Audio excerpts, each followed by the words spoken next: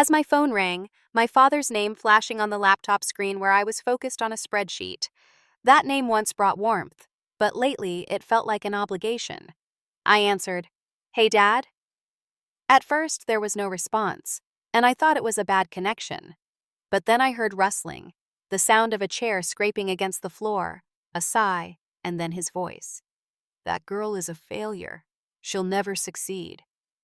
My stomach twisted. I froze, the phone still pressed against my ear. "Come on, Greg," my mother's voice chimed in, quieter, but just as cutting. "She's doing fine. Isn't she paying the mortgage regularly?" My father scoffed. "That's the least she can do after all we've sacrificed for her. Do you think I'm proud of her? She was a mistake that should never have happened. A continuous disappointment. And she dares to think she's successful? She'll never be more than a joke, a mistake, a laughingstock." Those words cut through me like 1,000 paper cuts. My mouth went dry, my fingers tightening around my phone. I wanted to hang up. I wanted to scream, but my body was stiff. I couldn't breathe. "She's lucky we even allow her to exist in this family," my father continued. "I don't understand why she keeps trying so futilely. She'll never truly belong to us." It was then I realized he never intended to call me. He had forgotten to hang up. The call ended abruptly. The silence in my apartment became deafening. My heart pounded so loudly I thought it would shake the walls. I sat there for a long time, staring into nothingness. For the past 6 years, I had been quietly carrying their mortgage. They thought their money was going to the bank, but the truth was, I was the one keeping a roof over their heads. Through JSC Holdings, the investment company I had founded with the help of my financial advisor, I had bought their mortgage from the bank when they were on the verge of foreclosure. They never read the fine print. They never knew. They had no idea they had been living off my generosity. And now I realized they would never care. My entire life, I had tried everything to earn my father's approval. I worked harder than anyone else, climbed higher in my career, made more money than he ever did. But it was never enough. It would never be enough. But this was the moment that changed everything. I exhaled slowly, my hands steady as I reached for my laptop. I opened the folder containing the mortgage agreements, the payment schedule, the ownership documents. My father thought I was a failure, someone worthless, but he was about to face the truth about who he had been depending on all these years. And in 1 week, he was going to get an unforgettable surprise. I couldn't sleep that night. Lying in bed, I stared at the ceiling, my father's words replaying in my mind like a broken record. That girl was a mistake that should never have happened. It wasn't just the insult, it was the certainty in his voice, the way he said it as an undeniable fact, not an opinion, as if my entire existence was an inconvenience. I should have been used to it. My father had never been one to offer praise. Even as a child, I had to fight for his approval. Straight A's? Not good enough. Promotions? Expected. Buying my first home? A waste of money. Everything I did was either dismissed or criticized. But through it all, I clung to a fragile hope. Maybe if I tried hard enough, I could change his mind. That hope shattered the moment I heard that call. By sunrise, I no longer felt hurt. I felt nothing at all. I got out of bed, made a cup of black coffee, and sat down at my desk. The glow of my laptop screen reflected in my tired eyes as I opened the folder labeled JSC Holdings Property Number 12, my parents' house. The mortgage they thought they were paying was actually in my name. The bank had transferred it to JSC Holdings years ago when they were just months away from foreclosure. Back then, my mother had called me in tears, begging for my help. My father refused, too proud to admit defeat, but I stepped in anyway. I had arranged a perfect deal. They thought they were paying the bank, but in reality, every check they sent went directly to my limited liability company, LLC. Of course, I was covering the majority of the cost. 6 long years. 6 years of paying thousands of dollars every month so they could live comfortably. I never asked for a thank you, never expected them to beg, but I did expect a modicum of decency. I scrolled through the documents, my hands steady as I examined the fine print.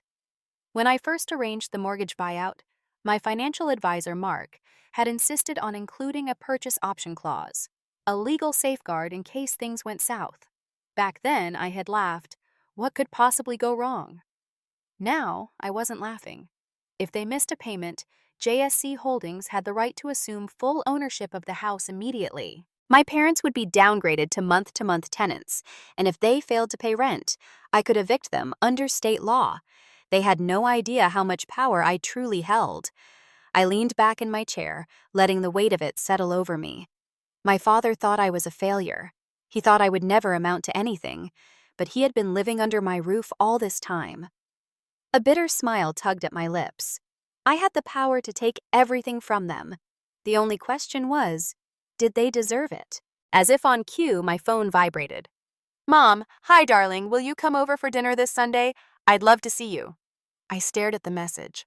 The last time she invited me for dinner, it was for one reason: money. I considered ignoring it, but something in my gut told me to play along. If my father could pretend to love me, I could pretend right back. So I replied, "Yes, of course, I'm really looking forward to it." A lie, but necessary. Before closing my laptop, I had one last thing to check. My uncle, my father's older brother, who had always been on my side. He was the only one in the family who had ever treated me like I mattered. I texted him. Me. "Hi, Uncle Ray, I need to ask you something. Have you ever heard Dad say anything about me? Anything unusual?" His reply came almost instantly.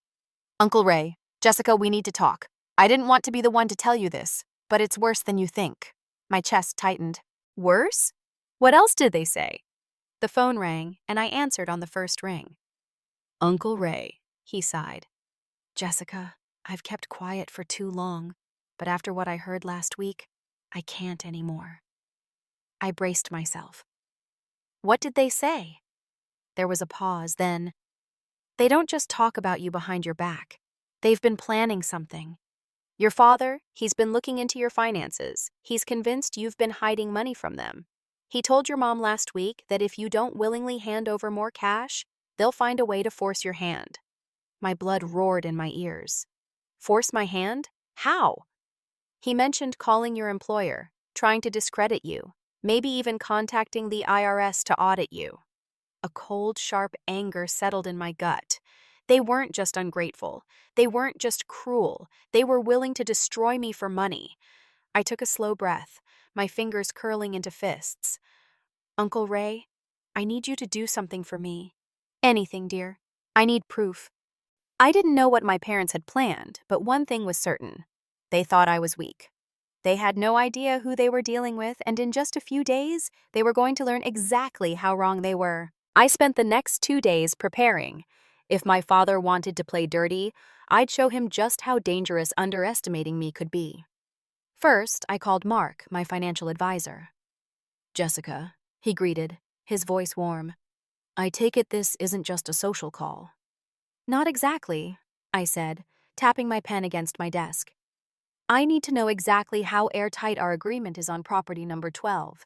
If they miss a payment, how fast can I act?" Mark didn't even hesitate. "Immediately," he said. "The purchase option clause allows JSC Holdings to assume full ownership the second they default. They'd have no legal recourse unless they have $350,000 lying around to buy you out." I smirked. They don't. Then they're screwed. I exhaled slowly, feeling a sense of control settle over me. "Good," I said. "I need you to do one more thing. Watch their account. I have a feeling they're already struggling, and I need confirmation that their next payment will bounce." Mark chuckled. "That won't take long. From what I see, their balance is dangerously low. If they don't magically find $5,800 by the 15th, they're toast." I glanced at the calendar. That was in 4 days. 4 days until my father, the man who called me a failure, would wake up to realize he had been living on my generosity. 4 days until he would have to beg me for help. I wasn't going to give it. On Sunday, I drove to my parents' house as if nothing had happened. The sight of their home, the home I owned, filled me with an odd sense of detachment. This place had once been my safe haven. Now it was enemy territory. As I walked up the driveway, my mother flung the door open, her face beaming. Jessica, sweetheart, come in. Her enthusiasm was fake. I knew it now.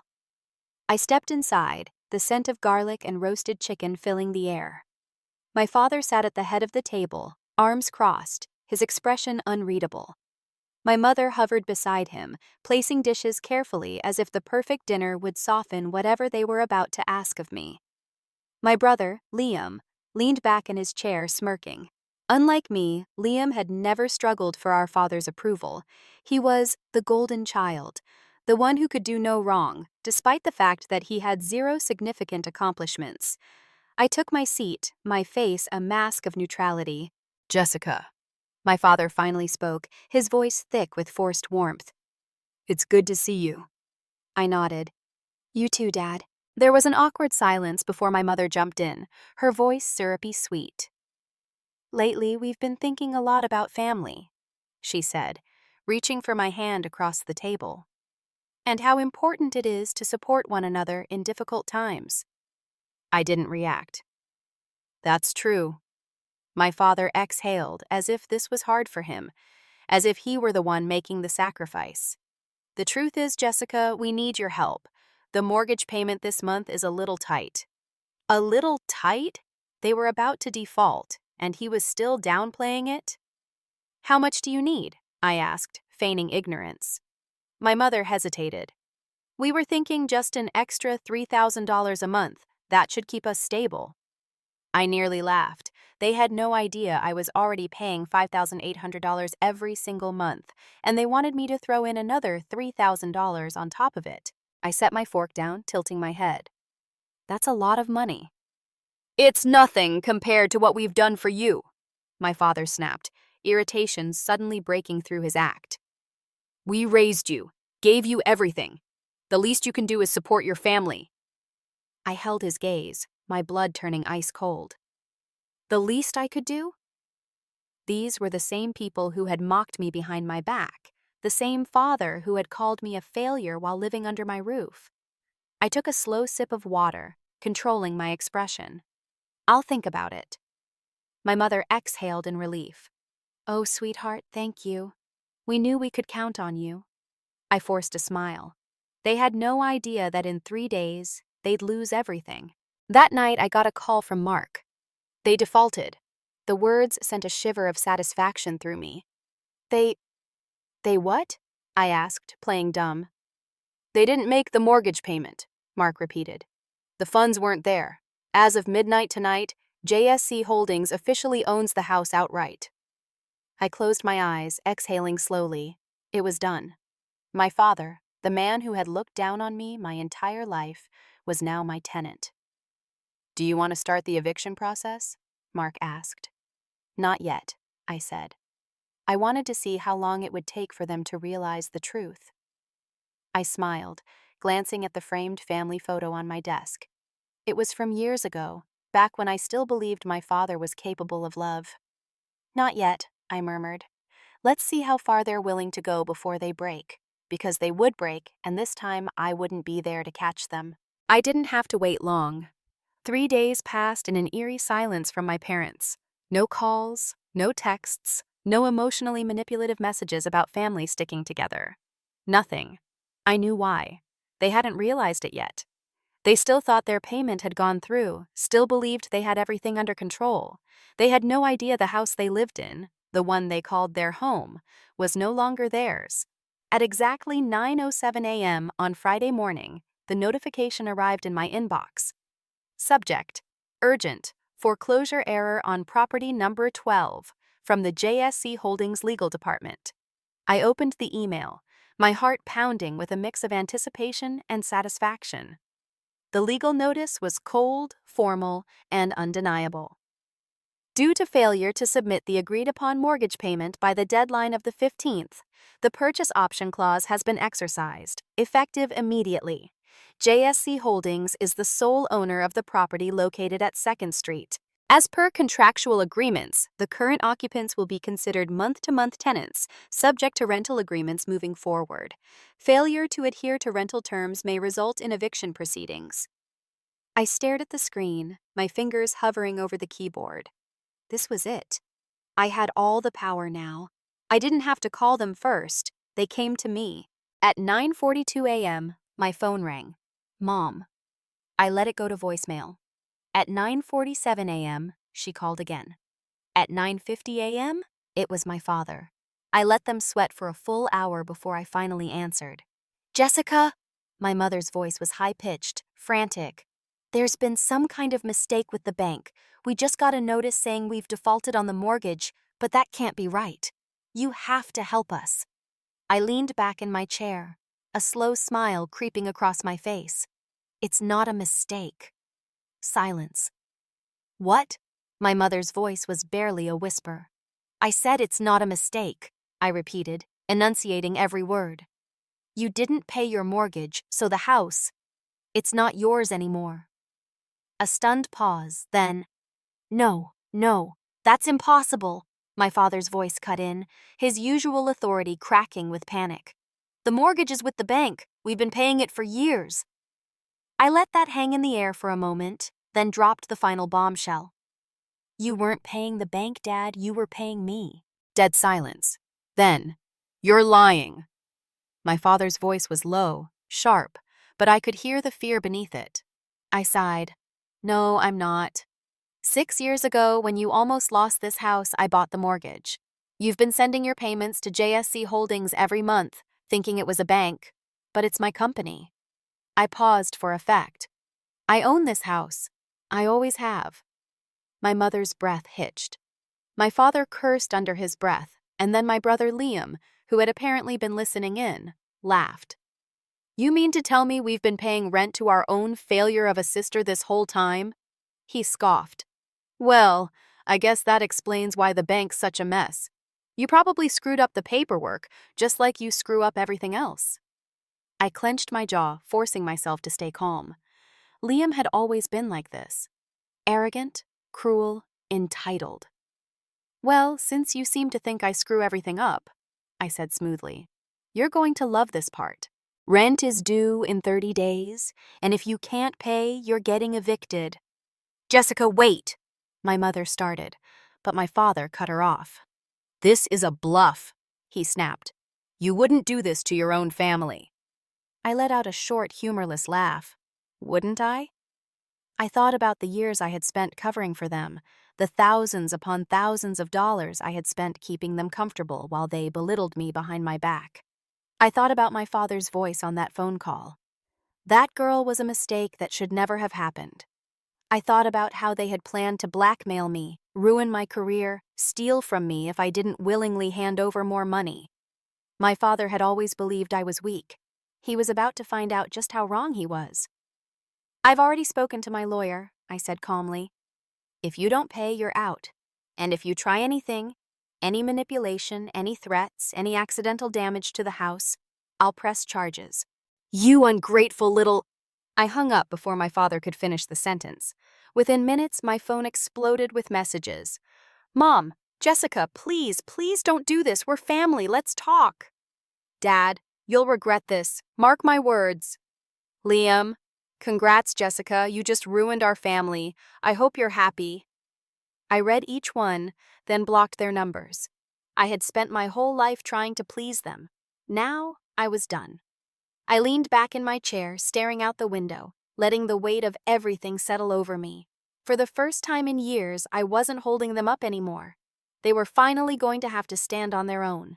And if they fell, that was their problem, not mine. The days that followed were eerily quiet.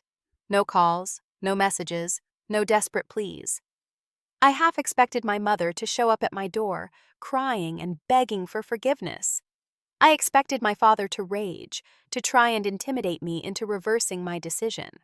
I also expected my brother to scheme, to find some loophole that would let them keep the house. But none of that happened. Instead, they went silent. I knew why.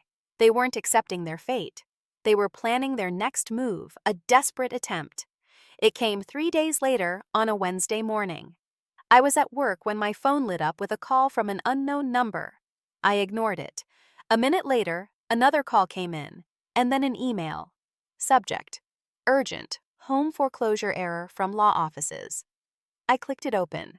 Dear Miss Carter, We have been contacted by your parents, Greg and Linda Carter, regarding the recent foreclosure of their home. They believe there has been a misunderstanding and would like to discuss the possibility of reinstating ownership. Please contact us at your earliest convenience to avoid further legal complications. Sincerely, John R. Hastings, Esquire. I closed the email with a smirk. They had hired a lawyer. Of course they had. I forwarded the email to Mark, my financial advisor. Less than 10 minutes later, he called me back, laughing. They don't have a case, he said. They signed the mortgage contract, they signed the purchase option clause, they signed everything. They can't fight this in court because, legally, you're in the right. I exhaled, relieved but not surprised. I figured, I said. But they won't stop, will they? Mark chuckled. Probably not, but there's nothing they can do. I thought about my father, his pride, his arrogance, the way he would rather destroy me than admit he had failed. No, they wouldn't stop. They'd keep pushing until they had nothing left to cling to. That evening, as I was tidying up after dinner, my phone rang. Uncle Ray. I picked up. Hi, Uncle Ray. I just got off the phone with your father, he said without greeting me, his tone serious. You need to be careful. I frowned. What now? He's not just trying to fight this legally, Ray sighed. He's looking for other ways to make you cave. A chill ran down my spine. What do you mean? He's calling your job, trying to get you fired. My stomach dropped. Are you serious? He told me word for word that if you won't give them back the house willingly, he'll ruin you another way. He said something about contacting HR, making up a complaint, trying to frame you for fraud. Anything that could get you out of the picture. I closed my eyes, inhaling deeply. Of course he would. When faced with his own failures, my father would rather burn everything to the ground than admit defeat. But he wasn't just going after the house anymore. He was going after me. I wasn't about to wait for him to make his move. The next morning, I walked into HR myself. Jessica, my manager Lauren, greeted me warmly. What's up? I forced a small smile. I need to talk to you about something important in private. She led me into her office, shutting the door behind her. I took a deep breath. I need to give you a heads up about something. My father, he's going to try and get me fired. Lauren's brows furrowed. What? I explained everything. The mortgage, the default, the threats. The moment I finished, she let out a long breath and shook her head. Jessica, let me be clear. You are not going anywhere. Relief flooded through me. We deal with stuff like this more often than you'd think, she continued. People with grudges, family drama, false reports. If your father calls, we'll document everything, but I promise you he doesn't have the power to touch your job. She gave me a reassuring smile. I'll notify our legal team just in case. If he steps 1 foot out of line, we'll hit him with a cease and desist. I exhaled, the tension I hadn't realized I was carrying leaving my body. My father had lost his house, and now he had lost his power over me too. That night, it happened. A knock at my door, a hard, urgent knock. I knew before I even opened it. I swung the door open, and there they were, my parents. My father stood stiff, his face red with anger. My mother's eyes were swollen from crying. Jessica, she whispered, please. I folded my arms. What do you want? We need the house back, my father said, his voice low, threatening. You have no right to do this to us. I tilted my head, unimpressed. I have every right. Legally, financially, morally. My mother clasped her hands together, desperate. We raised you. We gave you everything. You're punishing us for what? I cut in sharply. For calling me a failure, for saying I was a mistake, for trying to ruin my life the moment I stopped giving you money. She flinched. My father's jaw clenched. You're being cruel. I let out a short, humorless laugh. No, Dad, I said, voice steady. I'm being fair. A thick silence settled between us. Then my father's eyes darkened, his lips curled into a sneer. You'll regret this, Jessica. You think you're winning, but you're not. You'll never be anything without us, and one day you'll realize that. Something inside me clicked into place. The last remaining sliver of hope I had that he could ever change shattered. I met his gaze head on. Then I guess we'll see, won't we? Without another word, I shut the door in their faces, and for the first time in my life, I felt completely free. The moment I closed that door, I knew I was done, not just with their manipulation, not just with their demands, but with them. I stood there for a long time, my hands gripping the doorknob, my heart pounding in my chest. I had spent years trying to earn my father's respect, years hoping that one day he'd look at me and see someone worth being proud of. But in that moment, as his threat still rang in my ears, I realized something that should have been obvious all along. No matter what I did, it would never be enough for them, and I didn't need it to be. The next morning, I sent the final notice. Subject: Notice to vacate property number 12 from JSC Holdings Legal Department. Dear Mr. and Mrs. Carter, as previously notified, the mortgage agreement for the property located at 2nd Street is no longer in effect due to non-payment. As of today, your tenancy is officially terminated. You are required to vacate the premises within 30 days. Failure to comply will result in formal eviction proceedings. Please ensure all personal belongings are removed before the deadline to avoid legal complications. Sincerely, Jessica Carter, owner, JSC Holdings. I stared at the email for a long time before hitting send. This was it. They were out of my life. It didn't take long for the fallout to begin. My mother called me 27 times that day. I didn't answer. My father left a single voicemail. You'll regret this one day. You'll come crawling back, and when you do, we won't be here. I listened to it twice, then deleted it. Liam, my brother, tried one last desperate move. Liam: Congrats, Jessica. You just ruined our family. I hope you're happy. I didn't reply.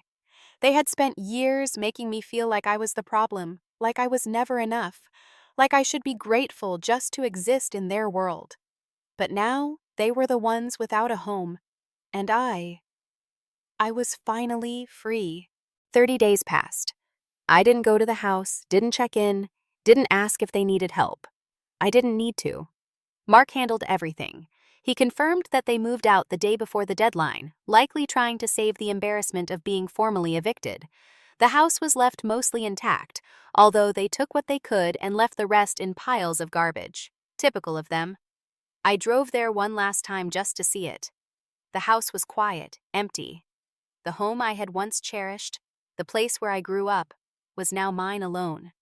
But as I stood in the doorway, staring at the abandoned rooms, I felt nothing. No sadness, no guilt, no nostalgia, just relief.